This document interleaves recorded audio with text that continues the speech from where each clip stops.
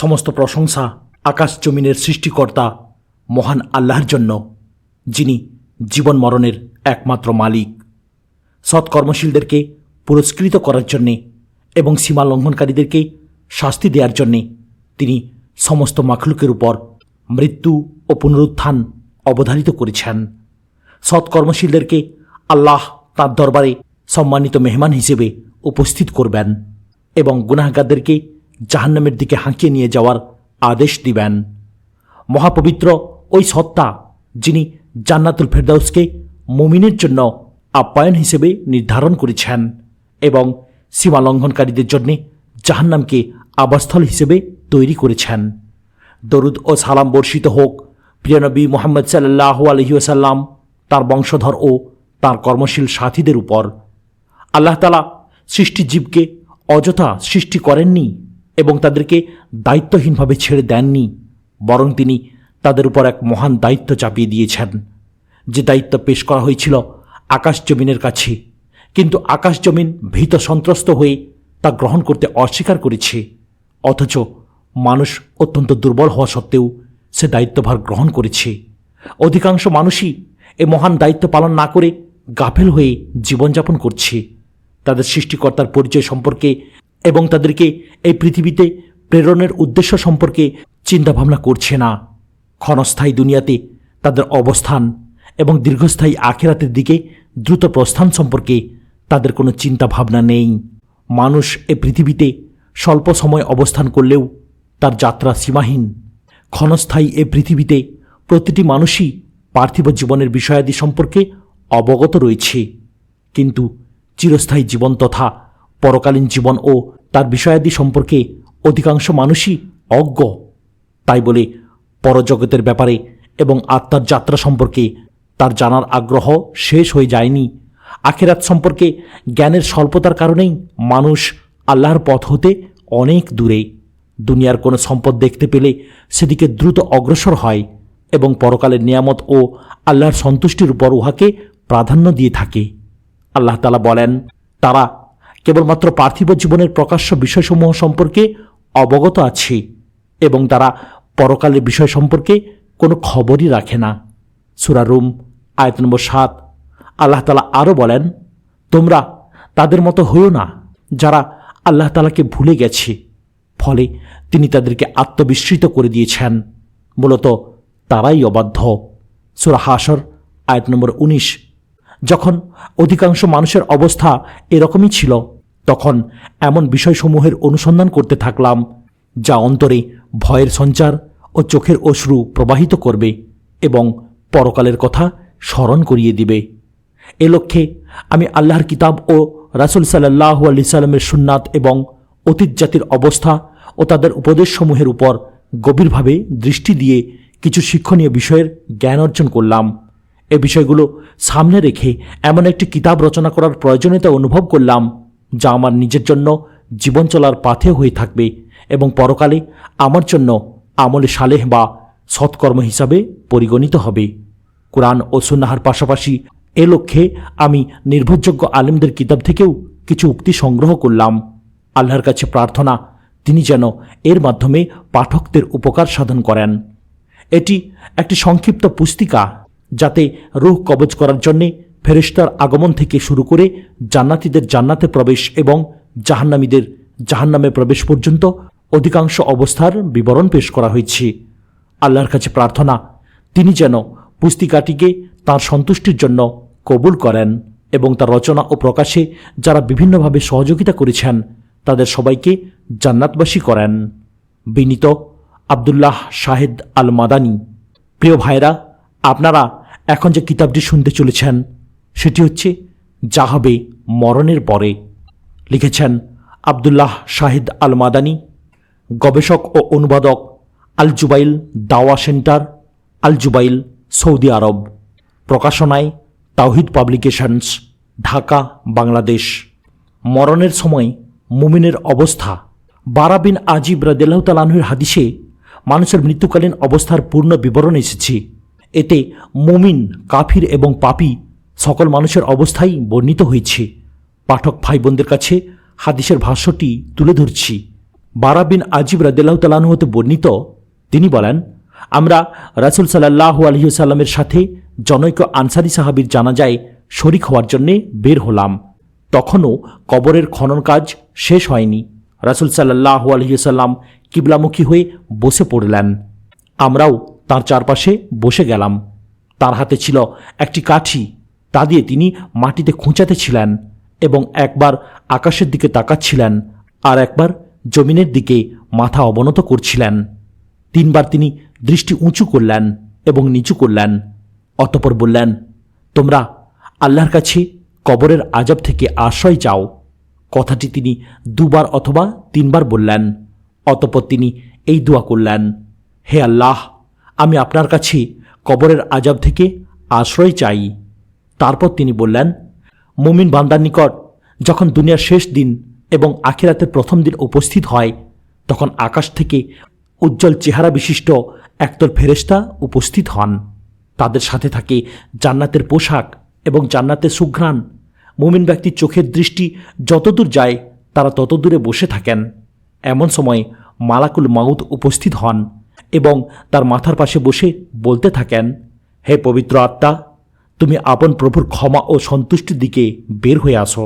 এ কথা শোনার পর মুমিন ব্যক্তির রূহ অতি সহজেই বের হয়ে আসে, যেমনভাবে কলসির মুখ দিয়ে পানি বের হয়ে থাকে। রূহ বের হওয়ার সাথে সাথে ফেরেশতাগণ তাকে জান্নাতি পোশাক পরিয়ে দেন এবং জান্নাতি সুঘ্রাণে তাকে সুরভিত করেন। তার দেহ থেকে এমন সুঘ্রাণ বের হতে থাকে যার চেয়ে উত্তম সুঘ্রাণ আর হতে পারে না। তাকে নিয়ে ফেরেশতাগণ আকাশের দিকে উঠে যান। যেখান দিয়েই তাকে নিয়ে যাওয়া হয় সেখানেই ফেরেশতাগণ জিজ্ঞেস করেন, এটা কার পবিত্র আত্মা? উত্তরে অতি উত্তম নাম উচ্চারণ করে বলা হয়, অমুকের পুত্র অমুকের। আকাশে পৌঁছে গিয়ে দরজা খুলতে বলা হলে তা খুলে দেয়া হয়। তার সাথে প্রথম আকাশের ফেরেশতাগণ দ্বিতীয় আকাশ পর্যন্ত গমন করেন। এভাবেই এক এক করে সপ্তম আকাশ পর্যন্ত পৌঁছে যান। তখন আল্লাহ তাআলা বলেন, আমার বান্দার নামটি ইল্লিয়ানের তালিকায় লিপিবদ্ধ করে দাও। অতঃপর তাকে নিয়ে জমিনে ফিরে যাও, কেননা আমি তাকে মাটি দ্বারা সৃষ্টি করেছি। মাটির মধ্যেই তাকে ফিরিয়ে দিব এবং সেখান থেকেই তাকে পুনরায় জীবিত করব। তখন কবরে তার আত্মা ফেরত দেয়া হয়। ওখানে 2 জন ফেরেশতা আগমন করেন এবং তাকে জিজ্ঞেস করেন, তোমার প্রতিপালক কে? তিনি উত্তরে বলেন, আমার প্রতিপালক হচ্ছেন আল্লাহ। আবার জিজ্ঞেস করেন, দুনিয়াতে তোমার দিন কি ছিল? তিনি উত্তর দেন, আমার দিন হচ্ছে ইসলাম। পুনরায় তাকে প্রশ্ন করেন, তোমাদের কাছে যে লোকটিকে পাঠানো হয়েছিল তিনি কে? জবাবে তিনি বলেন, তিনি হলেন আমাদের নবী মুহাম্মদ সাল্লাল্লাহু আলাইহি ওয়াসাল্লাম। তখন আকাশ থেকে মহান আল্লাহ ঘোষণা করতে থাকেন, আমার বান্দা সত্য বলেছে, তার জন্যে জান্নাতের বিছানা বিছিয়ে দাও এবং তাকে জান্নাতের পোশাক পরিয়ে দাও, আর তার জন্যে জান্নাতের একটি দরজা খুলে দাও যেন সে জান্নাতের বাতাস ও সুঘ্রাণ পেতে পারে। তার কবরটি দৃষ্টিসীমা পর্যন্ত প্রশস্ত করে দেয়া হয়। একজন সুন্দর আকৃতি ও উজ্জ্বল চেহারা বিশিষ্ট লোক উত্তম পোশাক পরিহিত হয়ে এবং সুঘ্রাণে সুরভিত অবস্থায় তার কাছে আগমন করেন এবং বলেন, তুমি খুশি হয়ে যাও, তোমার সাথে যে ওয়াদা করা হয়েছিল তা আজ পূর্ণ করা হবে। মুমিন ব্যক্তি লোকটিকে জিজ্ঞেস করেন, আপনি কে? তিনি বলেন, আমি তোমার সৎ আমল। তখন মুমিন ব্যক্তি বলেন, হে আল্লাহ, আপনি এখনই কিয়ামত সংঘটিত করুন, আমি আমার পরিবারের সাথে মিলিত হব। তখন তাকে বলা হয়, তুমি এখানে আরামে ও স্বাচ্ছন্দ্যে বসবাস করতে থাকো, তোমার কোনো চিন্তা ও ভয় নেই। মৃত্যুর সময় কাফেরদের করুণ অবস্থা। অপরপক্ষে কাফের ব্যক্তির যখন দুনিয়া হতে বিদায় গ্রহণের সময় হয়, তখন কালো বর্ণের একদল ফেরেশতা এসে উপস্থিত হন। তাদের সাথে থাকে দুর্গন্ধযুক্ত কাপড়। চোখের দৃষ্টি যতদূর যায় তথায় তারা বসে থাকেন। তারপর মৃত্যুর ফেরেশতা এসে তাকে বলেন, ওহে অপবিত্র আত্মা, বেরিয়ে আয় আল্লাহর ক্রোধ ও অসন্তুষ্টির দিকে। কাফের বা পাপীর আত্মা তখন দেহের মাঝে পালাতে চেষ্টা করে, কিন্তু ফেরেশতা তাকে এমনভাবে টেনে বের করেন যেমনভাবে লোহার পেরেককে ভিজা পশমের মধ্য থেকে টেনে বের করা হয়। তার রূহ বের হওয়ার সময় শরীরের রগসমূহ ছিন্ন বিচ্ছিন্ন হয়ে যায়। তার উপর আকাশ ও জমিনের মধ্যকার সকল ফেরেশতা লানত করতে থাকেন। আকাশের দরজাগুলো বন্ধ করে দেয়া হয়। প্রত্যেক দরজার ফেরেশতাগণ আল্লাহর কাছে দোয়া করেন যাতে ওই ব্যক্তির রূহ তাদের দরজা দিয়ে না উঠানো হয়। তার রূহকে দুর্গন্ধযুক্ত কাপড়ে রাখা হয়। তা থেকে মরা পচা মৃতদেহের দুর্গন্ধের ন্যায় দুর্গন্ধ বের হয়ে থাকে। ফেরেশতাগণ তাকে আকাশের দিকে উঠাতে থাকেন। যেখান দিয়েই গমন করেন সেখানের ফেরেশতাগণ জিজ্ঞেস করেন, এই অপবিত্র আত্মা কার? উত্তরে ফেরেশতাগণ অতি মন্দ নাম উচ্চারণ করে বলতে থাকেন, অমুকের পুত্র অমুকের। আকাশে পৌঁছে তার জন্যে আকাশের দরজা খুলতে বলা হলে আকাশের দরজা খোলা হয় না। অতঃপর রাসূল সাল্লাল্লাহু আলাইহি সাল্লাম কুরআনের এই আয়াতটি পাঠ করলেন। তাদের জন্য আকাশের দরজাসমূহ খোলা হবে না এবং তারা জান্নাতে প্রবেশ করতে পারবে না যে পর্যন্ত না সূচের ছিদ্র দিয়ে উট প্রবেশ করে। সূরা আরাফ আয়াত নম্বর 40। তারপর বলা হয়, 7 জমিনের নিচে সিজ্জিনে তার নাম লিখে দাও এবং তার রূহ জমিনের যেখানে দাফন করা হয়েছে সেখানে ফেরত দাও, কেননা আমি জমিন থেকে মানুষকে সৃষ্টি করেছি, জমিনেই ফিরিয়ে দেব এবং কিয়ামতের দিন জমিন থেকেই আবার বের করব। তারপর তার রূহকে জমিনের দিকে নিক্ষেপ করা হয়। অতঃপর কাফের দেহ যেখানে দাফন করা হয়েছে রূহটি সেখানে গিয়ে পতিত হয়। এরপর নবী সাল্লাল্লাহু আলাইহি ওয়াসাল্লাম কুরআনের এই আয়াতটি পাঠ করলেন, যে ব্যক্তি আল্লাহর সাথে শরিক করল সে যেন আকাশ থেকে ছিটকে পড়ল। অতঃপর মৃতভোজী পাখি তাকে ছোঁ মেরে নিয়ে গেল অথবা বাতাস তাকে উড়িয়ে নিয়ে কোনো দূরবর্তী স্থানে নিক্ষেপ করল। সূরা হজ আয়াত নম্বর 31। কবরে কাফের ও মুনাফিকের করুণ অবস্থা। অতঃপর তার রূহকে দেহে ফেরত দেয়া হয়। নবী সাল্লাল্লাহু আলাইহি সাল্লাম বলেন, তাকে দাফন করে যখন লোকেরা চলে যায় তখন দুজন ফেরেশতা আগমন করেন এবং কঠিনভাবে ধমকাতে থাকেন। অতঃপর তাকে বসিয়ে জিজ্ঞেস করেন, তোর প্রভু কে? সে উত্তর দেয়, আফসোস, আমি জানি না। আবার জিজ্ঞেস করেন, তোর দিন কি?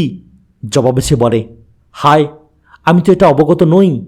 তারপর জিজ্ঞেস করেন, তোদের কাছে যে লোকটিকে পাঠানো হয়েছিল তার সম্পর্কে তোর ধারণা কি? সে উত্তরে বলে, হায় আফসোস, আমি তা জানি না। তার সম্পর্কে মানুষ যা বলতো আমিও তাই বলতাম।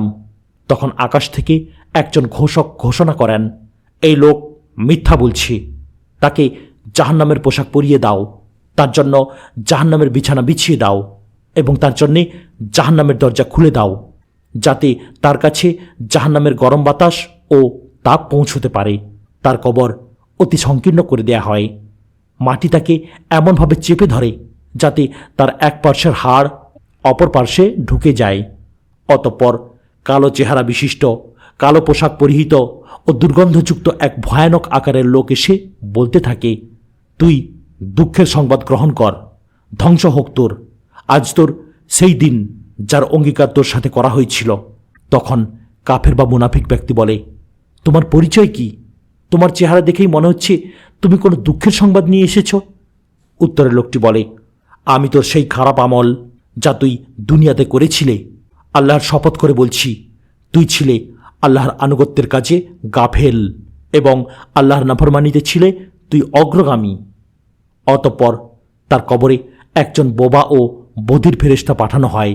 তার হাতে থাকে লোহার এমন একটি হাতুড়ি, তা দিয়ে যদি কোনো কঠিন পাহাড়ে আঘাত করা হতো তাহলে উক্ত পাহাড় চূর্ণ বিচূর্ণ হয়ে ধুলায় পরিণত হয়ে যেত। তা দিয়ে তাকে এমন জোরে প্রহার করা হয় যাতে সে মাটির সাথে মিশে যায়। আল্লাহ তাকে পুনরায় জীবিত করেন। ফেরেশতা আবার তাকে আঘাত করেন। সে এমন প্রকটভাবে চিৎকার করতে থাকে যার আওয়াজ জিন ইনসান ব্যতীত সকল সৃষ্টিজীবী শুনতে পায়। অতঃপর তার জন্যে জাহান্নামের দরজা খুলে দেয়া হয় এবং জাহান্নামের বিছানা বিছিয়ে দেয়া হয়। কিয়ামতের দিন যেহেতু তার জন্যে আরও কঠিন আযাব রয়েছে, তাই সে বলবে, হে আল্লাহ, কিয়ামত যেন না হয়।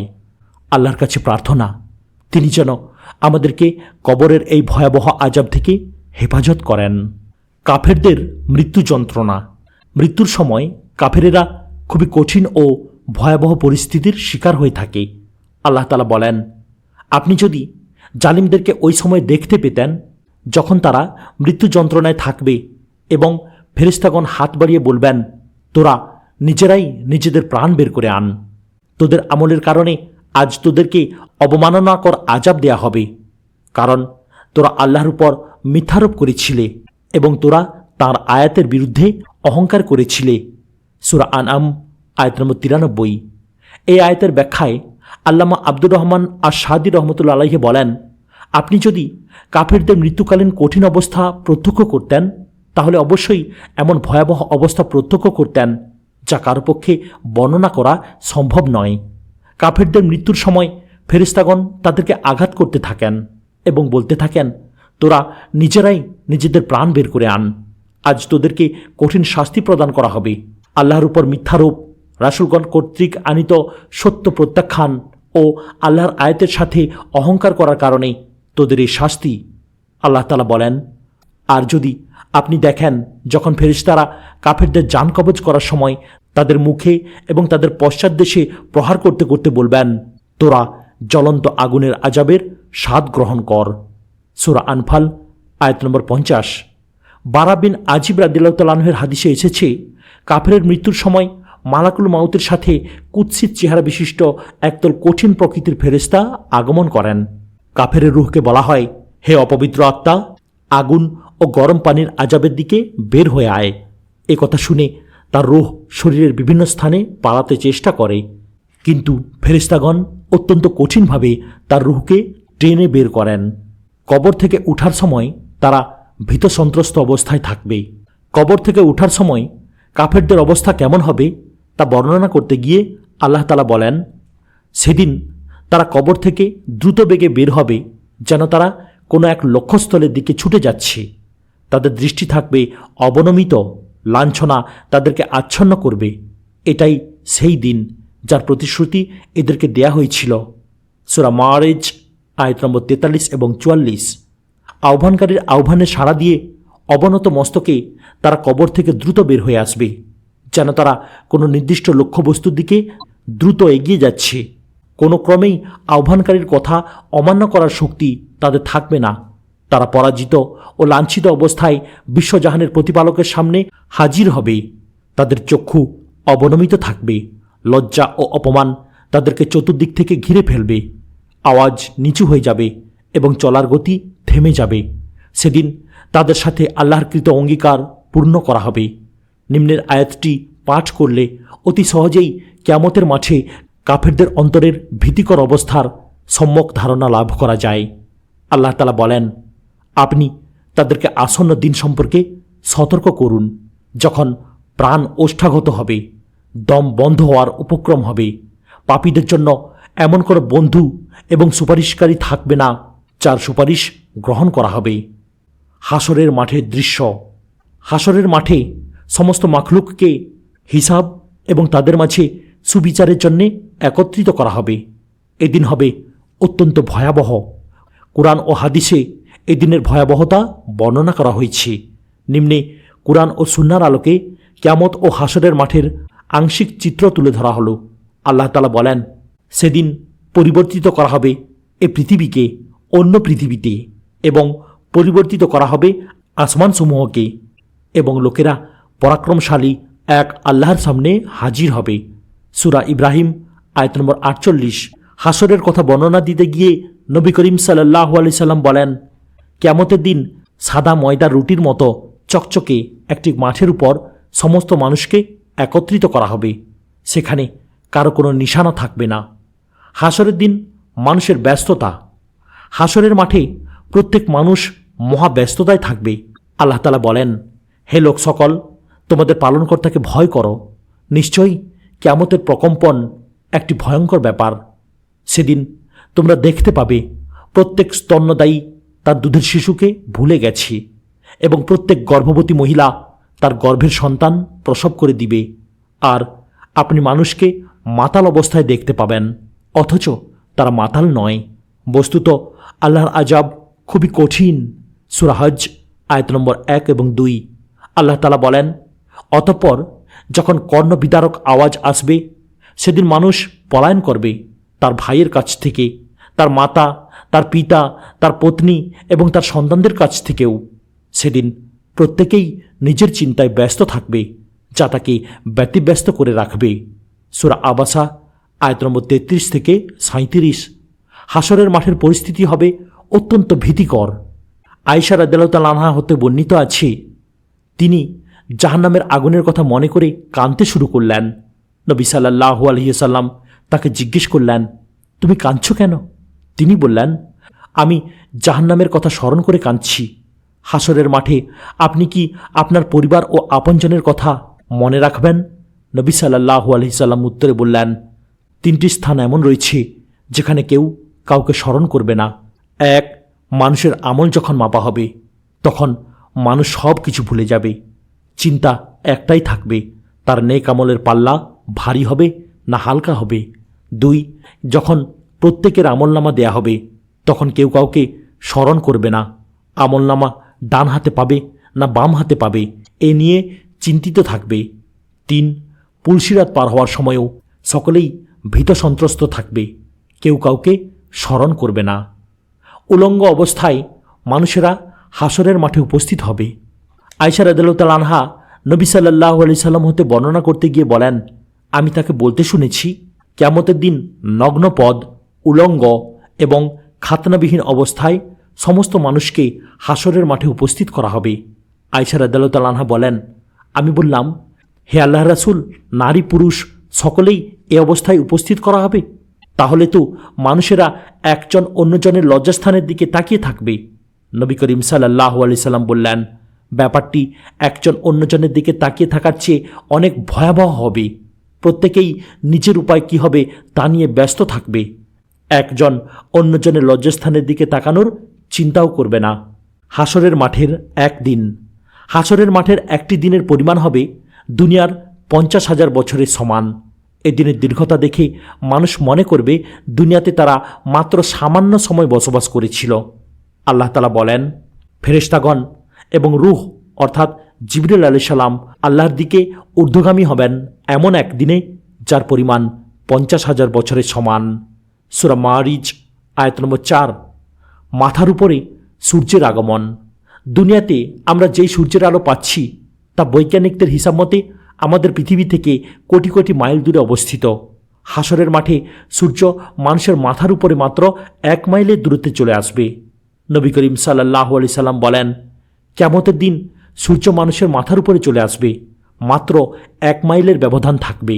মানুষেরা তাদের নিজ নিজ আমল অনুযায়ী ঘামের মধ্যে হাবুডুবু খাবে। মানুষের শরীরের পচা ঘাম কারো টাকনু পর্যন্ত পৌঁছে যাবে, কারো হাঁটু পর্যন্ত, কারো কোমর পর্যন্ত এবং কারো নাকের ডগা পর্যন্ত পৌঁছে যাবে। এ কথা বলার পর নবী করিম সাল্লাল্লাহু আলাইহি সাল্লাম তার মুখের দিকে ইঙ্গিত করে দেখালেন। শৃঙ্খলাবদ্ধ অবস্থায় কাফেরদের হাসর।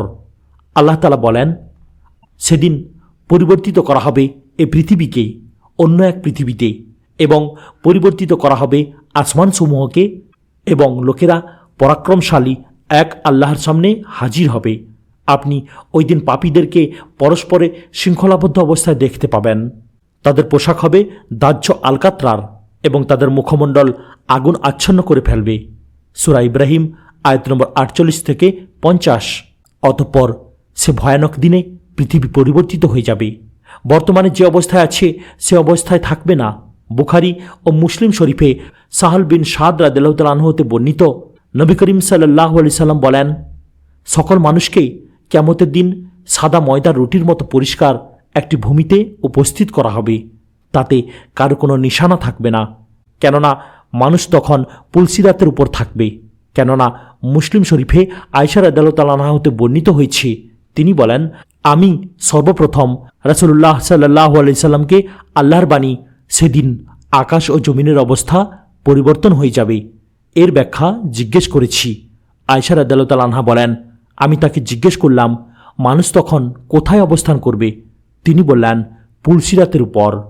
সেদিন কাফের ও পাপিষ্ঠদের একজনকে অন্যজনের সাথে বাঁধা অবস্থায় দেখা যাবে। প্রত্যেককে তার স্বজাতীয় লোকের সাথে একত্রিত করা হবে। আল্লাহ তাআলা বলেন, জালেমদেরকে এবং তাদের সঙ্গীদেরকে একত্রিত করো। সূরা আস-সাফফাত আয়াত নম্বর 22। তাদের হাত, পা এবং ঘাড় শিকল দিয়ে বাঁধা অবস্থায় দেখা যাবে। তাদেরকে আলকাতারার পোশাক পরিয়ে দেয়া হবে। আগুন তাদের চেহারা ঢেকে ফেলবে। কাফেরদেরকে অন্ধ অবস্থায় টেনে হাসরের মাঠে আনা হবে। আল্লাহ তাআলা বলেন, আমি কিয়ামতের দিন তাদের সমবেত করব তাদের মুখে ভর দিয়ে চলা অবস্থায় এবং অন্ধ, বোবা ও বধির অবস্থায়।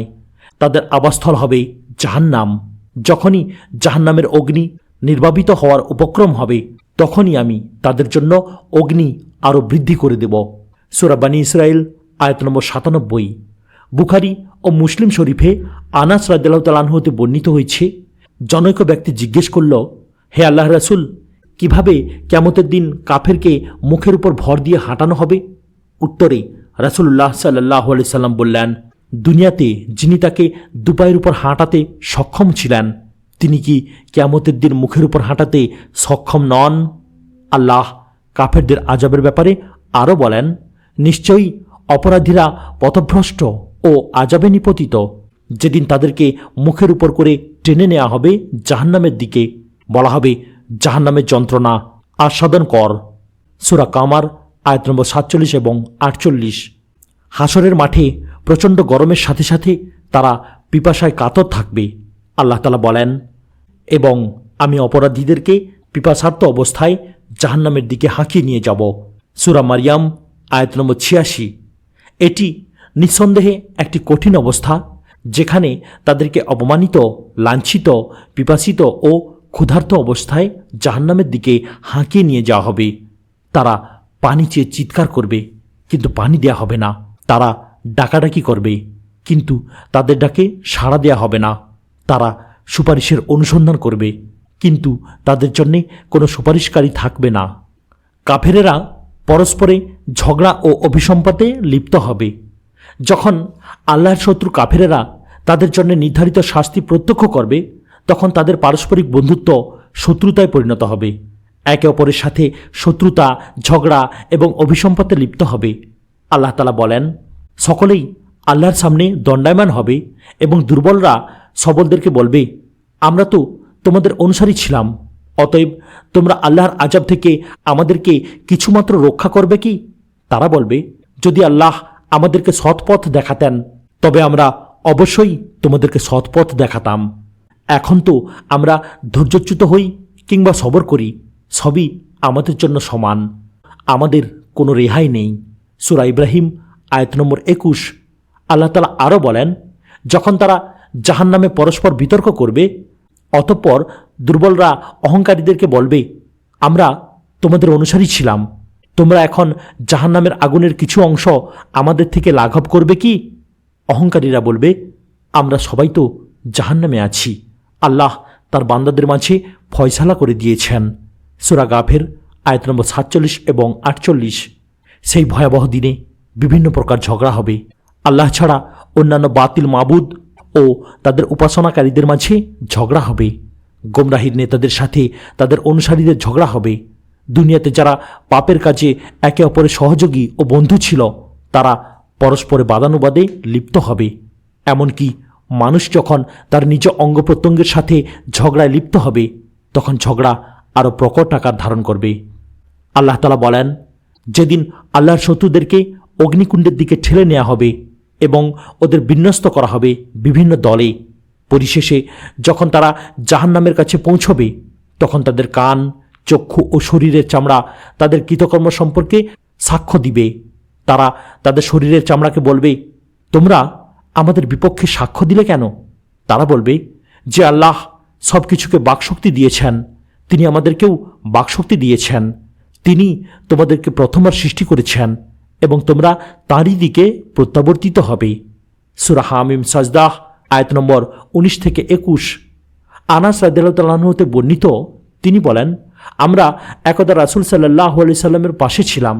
তখন তিনি হাসলেন, অতঃপর বললেন, তোমরা কি জানো আমি কিসের কারণে হাসছি? আনাস রাদিয়াল্লাহু তাআলা আনহু বলেন, আমরা বললাম, আল্লাহ ও তার রাসূল সাল্লাল্লাহু আলাইহি সাল্লামই ভালো করে জানেন। তিনি বললেন, আল্লাহর সামনে বান্দার কথোপকথন শুনে আমি হাসছি। সে বলবে, হে আমার প্রতিপালক, আমাকে জুলুম থেকে পরিত্রাণ দিবেন না? রাসূল সাল্লাল্লাহু আলাইহি সাল্লাম বলেন, আল্লাহ বলবেন, হ্যাঁ অবশ্যই। তখন সে বলবে, আমার বিরুদ্ধে আমার নিজের ভিতর থেকে কোনো সাক্ষী ছাড়া অন্য কারো সাক্ষ্য গ্রহণ করব না। তিনি বলেন, তখন আল্লাহ বলবেন, আজকের দিনে তোমার বিরুদ্ধে তোমার নফস এবং সম্মানিত লেখকগণই অর্থাৎ ফেরেশতাগণই সাক্ষী হিসাবে যথেষ্ট। অতঃপর তার মুখে তালা লাগিয়ে দেয়া হবে এবং তার অঙ্গসমূহকে কথা বলার আদেশ দেয়া হবে। তখন তার অঙ্গসমূহ তার কৃতকর্ম সম্পর্কে কথা বলতে শুরু করবে। রাসূল সাল্লাল্লাহু আলাইহি সাল্লাম বলেন, অতঃপর তাকে তার অঙ্গের সাথে কথা বলার জন্যে ছেড়ে দেয়া হবে। এক পর্যায়ে সে বলবে, ধ্বংস হও তোমরা, আফসোস তোমাদের জন্য, দুনিয়াতে তোমাদের জন্যই তো আমি এত পরিশ্রম করতাম। কাফেররা জাহান্নামে প্রবেশ করার পর উঁচু আওয়াজে একে অপরের উপর অভিসম্পাত করবে এবং একজন অন্যজনকে দ্বিগুণ শাস্তি দেওয়ার আবদার করবে। আল্লাহ তাআলা বলেন, যখন এক সম্প্রদায় নরকে প্রবেশ করবে তখন অন্য সম্প্রদায়কে অভিসম্পাত করবে।